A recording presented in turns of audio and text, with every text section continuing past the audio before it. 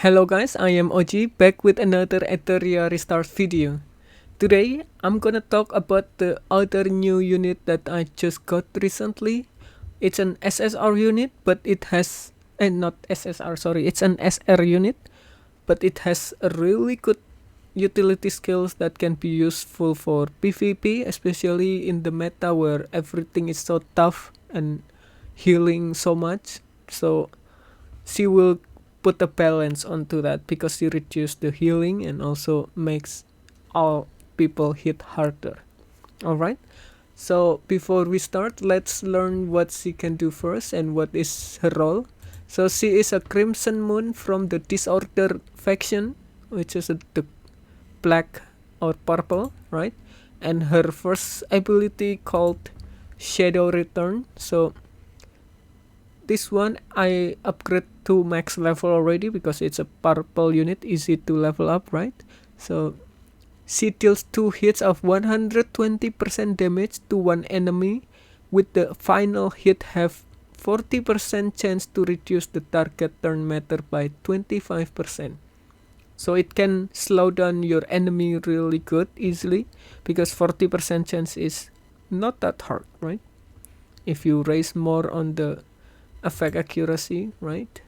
And then for the second skill is a sphere. So this one is kind of like aura but affecting everyone. So it's a aura effect. All units on the field gain 30% attack increase, this including your enemy. But it's also healing effect reduced by 30% and allies can no longer receive attack increase buff. So you cannot get buff attack increase by 40%, but in the end you get 30% increase all the time. So it's not so bad, and it reduces your enemy healing by 30%. This is a perfect when you are fighting with a lot of healers, right? Because in the current meta in PvP, some time there are so many healer unit, right?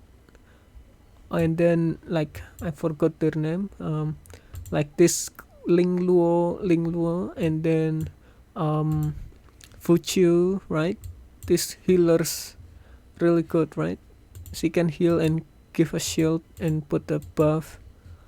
And who else is healing really good? I forgot this.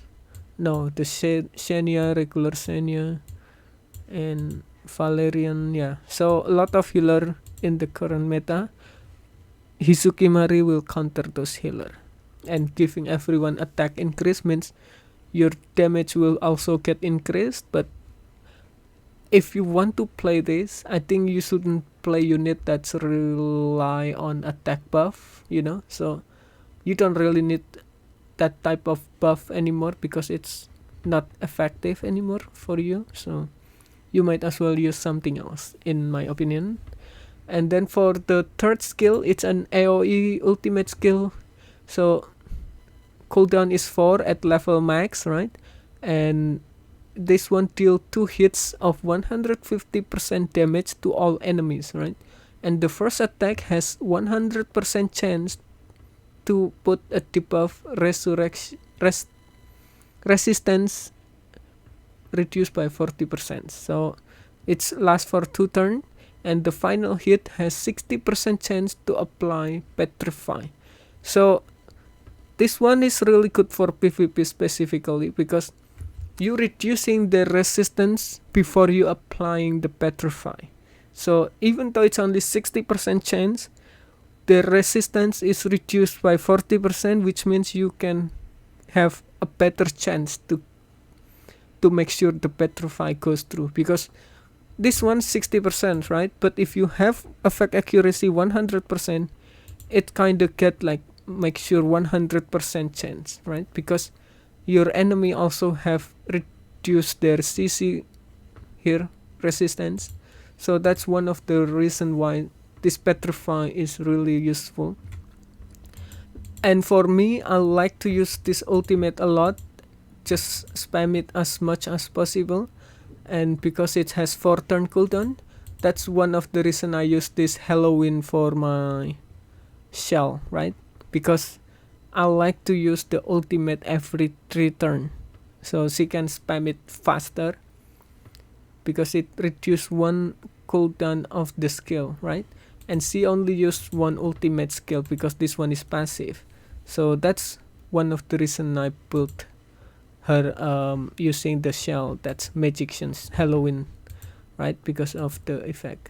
And then we talk about the skill. So because it's a purple, I think I recommend you guys to upgrade all to the max level because it's not really that hard. But if you don't have enough, make sure this one is at least max level, and then this one also at least level 4 because it's raise your attack. But level 5 is also really good. This one you don't have to raise at all because it doesn't really matter that much. But otherwise, this can also be useful to reduce your enemy speed, I mean turn meter. Yeah.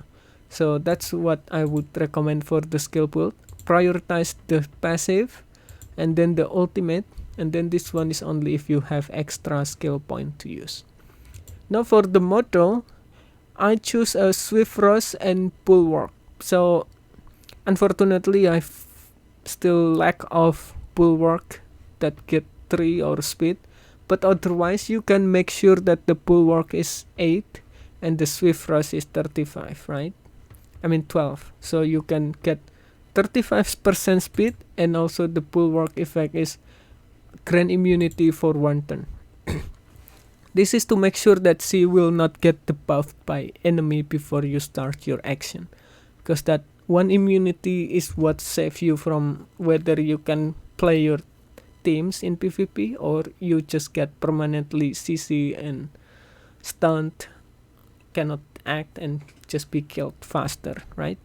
So that's one of the reason, and I prioritize to have effect accuracy. I can change it to have better, like in here, but I just don't have more extra something like this. But I currently use it on Holden, right?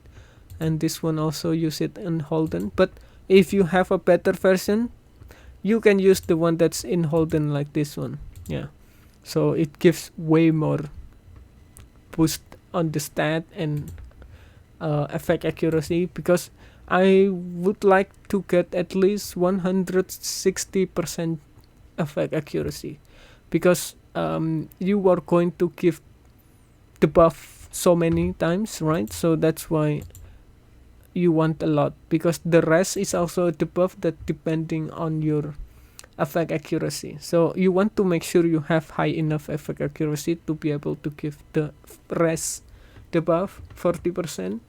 Then your petrify will always guarantee to hit the enemy because of the rest already get on them, right?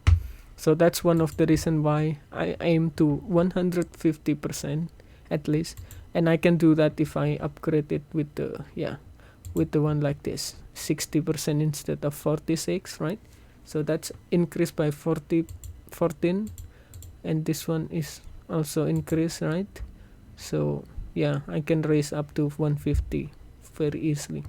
But because I use it on others, like main unit, this is a new unit that I built, so I don't have everything ready for her, right? Because some of them are being used for the main purpose, but I can always just switch it up with this feature, right?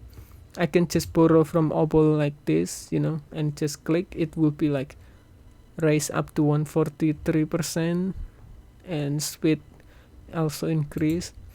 So that's easy access feature for you to switch up to upgrade the better gear.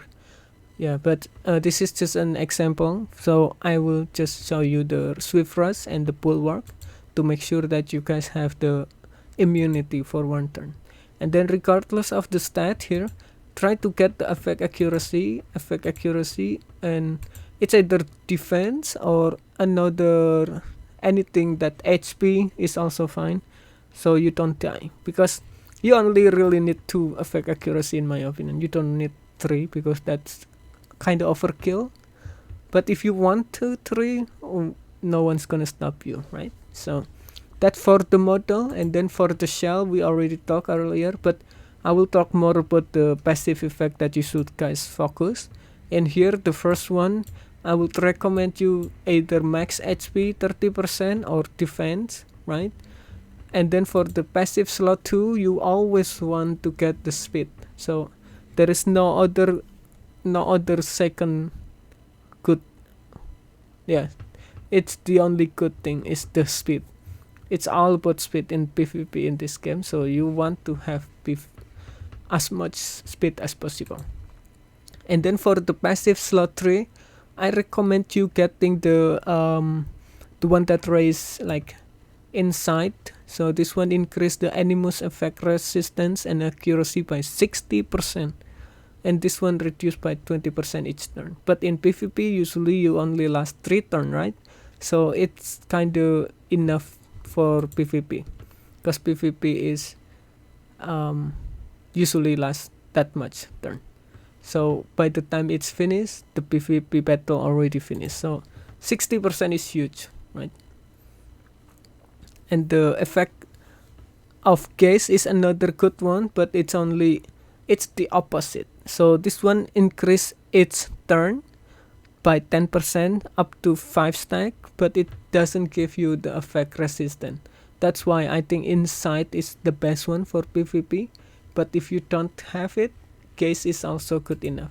I currently get the gaze, which is 9%, so it's fine, because then at turn 2 it's 18%, turn 3 27%, right? And then the effect of this skill Halloween will make sure that you can spam this skill every 3 turn, so it's much faster to do it instead of 4 turn. That's for the shelf and for the build of model for this unit called Hizuki Mari. And if you guys have any other recommendation or different type of build, please let me know in the comment down below, and thank you for watching. See you on the next video.